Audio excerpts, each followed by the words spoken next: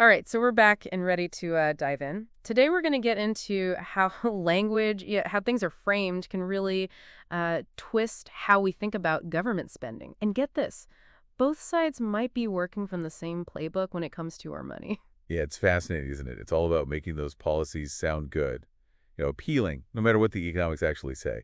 This article we're looking at, it starts with this thought experiment, kind of wild. Like, what if Biden and Harris just up and decided to send every taxpayer $5,000? Okay, so putting aside like whether they could even do that, I can already imagine the reactions. Wouldn't people call that, a socialist handout? You got it. The article points out how conservatives would probably jump right on that label, but then it flips it around, right? Imagine if, like, Elon Musk and Trump were the ones proposing that same thing. Exact same plan. Oh, whoa, hold on. So would the same people who were against it before, would they suddenly be all for it just because of who's suggesting it? And that's the whole point the article is making, is saying that the messenger, the framing, it can completely change how we see a policy, even if the policy itself doesn't change one bit. So you're saying both Democrats and Republicans, they're just playing with words when it comes to, putting money in our pockets. Basically, yeah. The article, it claims that both sides, they use this clever wording, right, to make this whole idea of wealth redistribution more appealing to whoever supports them. Okay, I'm following. But hold on, I hear politicians all the time talking about getting your money back from the government. Isn't that kind of like the whole idea of taxes you pay in and then you get some back? Ah, see, that's a really common misconception. And to get this, we need to understand how taxes actually work. It's not like, they're sitting in a giant account somewhere with your name on it. Okay, so if our tax money isn't being saved up somewhere, like what happens to it then? It gets spent, and pretty much right away. Think of it like a river. Money flows into the government through taxes, right? But then it flows right back out to fund stuff we need, like schools, roads, the military. It's a constant cycle. Okay, that's a helpful image. So back to that $5,000 check, the article's saying the money wouldn't just appear, from some leftover fund. You got it. If the government were to send out checks to everyone, that money, well, it has to come from somewhere, right? And the most likely source, well, other taxpayers. Wait, so you're saying it'd be like a chain of payments that never ends? Kind of like a Ponzi scheme, like the early investors get paid with money from the new ones. Okay, that might be a little extreme, ha. But yeah, you're to the article's point. It's saying that this kind of wealth redistribution, it might not work forever, and this is where the article specifically calls out Trump, his spending during his first term. Because he ran on being like fiscally conservative, but the article is saying his spending didn't really match that, right? Exactly. And it uses that to question if cutting what they call wasteful spending, could it actually fund these huge programs like sending everyone a check? And get this, the article, it goes even further. It calls things like stimulus checks, universal basic income UBI, and like traditional welfare, it calls all of them socialist policies. Hold up, UBI. I've heard that, but what does it even mean? I'm not really sure. Sure, so UBI, it stands for universal basic income. It's this idea where the government gives everyone, no matter how much they make or if they have a job, they get a regular payment, no strings attached. And some countries are actually testing this out. Oh, wow. Okay, so the article, it lumps all these together, and it's not exactly a fan, is it? Yeah, you could say that. It says that government handouts, in general, can make people too reliant on the state, on the government, and that, can hurt individual initiative and economic growth, they say. And they also say that this spending leads to inflation, which makes everything more expensive. Exactly. It basically says that putting more money into the economy without also having more goods and services to buy, it can make prices go up, which, in the end, hurts everyone. Okay, I'm starting to see how this all connects, but they don't just talk about the theory, right? They have real examples. Oh, yeah, you're right. They point to times in history in different countries where these big social programs, at least as they see them, they ended up hurting the economy in the long run. Now, this is where it gets really interesting. The article, it asks Trump supporters directly, like straight up, if Trump was the one pushing for this $5,000 check, would they be okay with it, even though they usually hate government handouts? Bold question, right? It makes us think about our own biases. Like, do we let our political loyalties, do they, override our economic belief? Do we just follow our party no matter what, even if it goes against what we believe? That is a tough one. Makes me wonder if we're actually thinking for ourselves or just repeating what the politicians we like are saying. See, that's what the deep dive's all about. It's about pushing past those easy answers. We got to be able to see the downsides of any policy, even if it sounds good at first. Yeah, it's like we go for the marketing and not the actual product. Like we hear, I don't know, tax cuts or stimulus checks and we get all excited, but we don't always get the whole economic picture. And that is exactly, you hit it right on the head. That's the problem this article's talking about. It's telling us, hey, look past the slogans, the promises. and really think about what these policies could do, the consequences. Like there's no such thing as a free lunch, right? Every government program, it comes with a cost. Yeah, it's so easy to get caught up in the moment. Like, sure, a $5,000 check sounds amazing, but like, who's paying for it in the end? And what happens later on, down the road? Right, and the article, it really pushes back on this idea that just spreading the wealth around is like a long-term solution. They're saying, look, instead of just giving money, we should be creating a system where there's real economic growth, real opportunity. So, like, instead of handouts, invest in things that actually create jobs, boost the economy in a way that lasts. That makes sense. But what about all this talk about cutting taxes or reducing the deficit? Is that just like politician talk to get elected? It's definitely possible, right? And the article's like, hey, be careful about these big promises, demand details. Like, how are they going to pay for those tax cuts? What programs are they cutting to reduce the deficit? We got to be more skeptical, like smarter consumers of all that political talk.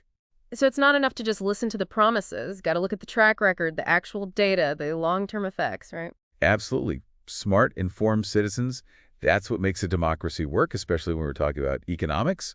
You know, we got to be part of these conversations, not just blindly accept what they tell us. This is making me realize how much I've just kind of gone along with things. I hear stuff like fiscal conservatism, and I'm like, yeah, sounds good. But now I'm like, wait, what does that even mean? Like, actually mean in practice? Good question, and the article's not afraid to challenge those labels. So fiscal conservatism, generally, it means they want to limit government spending, balance budgets, low taxes, right? But how they do that, that could be totally different depending on who you ask. So we can't just take those words at face value. Got to look at the specifics, the policies they're actually talking about, and how these things might affect us, both individually and as a whole society, right? Exactly. And remember, it's not about being on one side or the other. It's about understanding what's going on, weighing the evidence, and making up your own mind. This is a lot, but it's really eye-opening. I feel like I'm finally starting to get how complicated all this is. But it also makes me wonder, like, if we're not supposed to just take handouts or believe every politician who says they'll cut taxes, then what are we supposed to do? Is there a better way? That's the million-dollar question, isn't it? This article, it doesn't give us easy answers, but it does say we got to move past this whole left versus right thing and look for other ways. So, like, ditch the labels and try to find things that actually fix the root problems of inequality and instability. Exactly. Like we could look at, I don't know, social democracy. It tries to combine a market economy with strong safety nets and more income equality. Or we could try market-based solutions, things that encourage investment in education, infrastructure, technology. So we got to think outside the box, be open to new ideas, new ways of doing things, maybe even, like, combine stuff from different systems to find what works best for what we're dealing with right now. And that's the kind of thinking, the creative thinking this article is all about. It's not about finding the one perfect answer. It's about constantly trying new things, seeing what works, and adapting. This is all making me think bigger, if just giving handouts isn't the answer and neither is this strict, like, fiscal conservatism thing, then what are the principles we should be using for our economic policies? Like, what are we even trying to achieve? That is a deep question, one we should really think about. And I think, a good place to start is to ask ourselves, what kind of society do we want to live in? Do we want a place where everyone has a real chance at a good life, no matter what their situation is? I think most people would say yes to that, but, like, how do we actually get there? It means thinking long term, not just about quick fixes. Do we want an economy that's focused on growth, that lasts, and where everyone benefits? Or one that just helps a few people at the top while everyone else struggles? Wow, those are some big questions. They're not just about economics, are they? They're about our values, what we think is fair, and what we want the future to look like. You got it. And this article reminds us that we, the people, we need a say in that future. But we got to be informed, engaged, and willing to challenge things, the way things are. This has been a real wake-up call for me. I'm starting to see how much power we actually have, as citizens to push for better, fairer economic policies. And that's a powerful thing to realize. It's not about blindly following one party or another. It's about holding our leaders accountable, all of them, for creating an economy that works for everyone. I feel like I've just scratched the surface here, but I want to keep learning, keep digging into these ideas. It's clear there's no easy fix, but this deep dive has given me hope that we can find better solutions if we're willing to have these tough conversations and demand more from our leaders. I feel like, we've been given this huge economic puzzle, and we're just now starting to see how the pieces how they might fit together. An article really made me think twice about some things I thought I knew about government spending, and man, there's just so much to learn. Yeah, and that's what's so cool about this whole topic, right? There isn't just one right answer.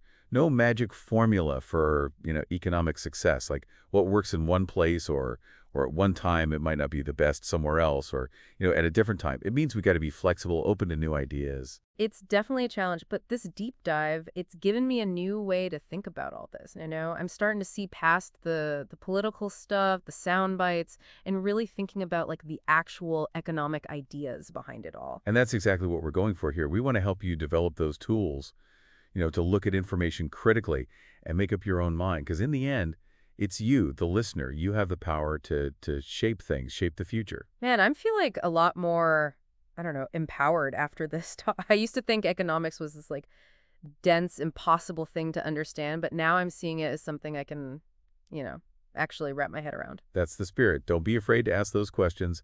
Challenge what people tell you and demand more from those in charge, your leaders. The more we know, the more we're involved, the better chance we have of creating a fairer, more prosperous world for everyone. This whole deep dive, it's been a real eye-opener. It's made me realize that economics, it's not just about numbers and charts. It's about people, It's about our values, the kind of world we want to live in and leave for our kids. That's a powerful way to put it. We've covered a lot today, from how language can, subtly change how we see things to the complicated realities of government spending to the importance of thinking for ourselves and not just following what our party says. We looked at how the article critiqued both Democrats and Republicans, pointed out how both sides, often use the same tactics to get what they want.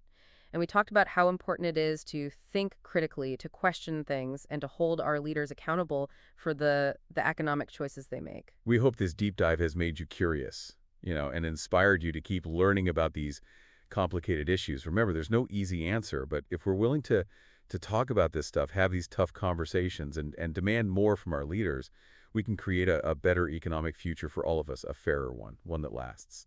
Thanks for joining us on this deep dive. Until next time, keep those minds sharp and those voices heard.